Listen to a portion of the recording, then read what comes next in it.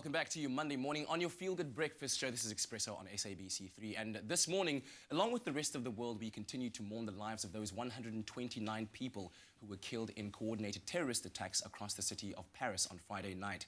Now, these attacks have ignited one simple question: how do we stop this endless cycle of violence from what's happening again, or from it happening again? And to help us unpack the complex psychology of this crisis and how we can come to terms with the tragedy, we're joined this morning in studio by psychologist Megan De Beer. Thank you very much for joining us this morning. Thank you. Now, of course, when the reports came through and we heard about it, the whole world kind of came to a stop, and social media got a hold of it, and people were praying for Paris and what's happening there. If you find yourself in the position of somebody who has lost a loved one in these senseless terrorist attacks, how do you begin to put together the pieces of your life? So, if you look at what's gone on in Paris for the people there and the people who have faced the horror of this, the first thing would be feeling incredible disbelief. There would be a sense of numbness, a sense of overwhelm.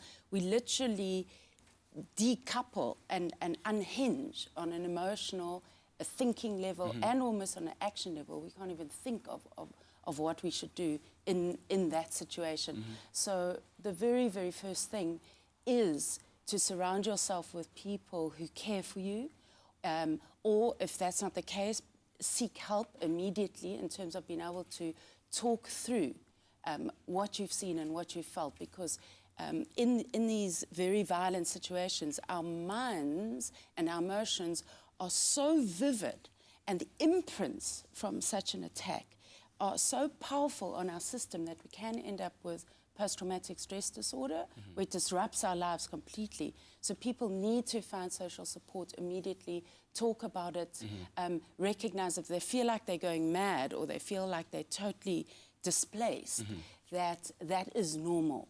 Because after all, this type of terror is not normal. It shakes us to the very roots of our identity and our existence.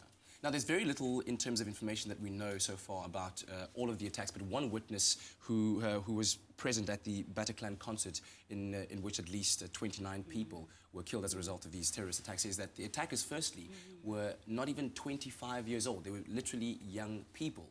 And in the fact that just the way in which they went about it, they literally just stood up, shot into the crowd, reloaded, did the same thing, and then blew themselves up. When you hear something like that, from a professional point of view, what does that say about the pathology of these attackers? I think it tells us first and foremost how the human mind can be imprinted with messages and beliefs that are so powerful that we value those negative messages and beliefs and those beliefs of hate so much that we can go out and literally cut off from our emotions and kill people in cold blood, because we believe that that what we stand for is more important than a human life.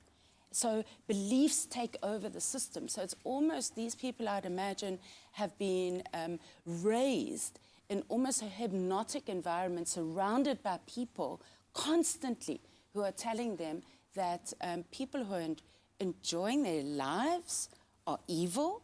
People who don't believe in their beliefs are evil, and these people get saturated by those messages so that they're taken over by a belief system rather than their own true hearts, because they don't believe that people are evil down to their core. I think there's still a sense of heart in every single human being, and yet here the mind has been taken over by messages that are so powerful that they can't even connect to their own hearts anymore. Sure. It's horrid. And I guess one of the big questions as well that's being asked is the fact that the president of France has said that they're going to be attacking back and retaliating, whether that would help at all. But thank you so much for joining us this morning. We really do appreciate it. We do send our thoughts and prayers to our compatriots in France. And later on, we'll be taking a look at how social media has taken the story and how it has helped, I guess, us all to deal with it in a certain way. But right now, let's take a look at the headlines of the morning with Zoe Brown.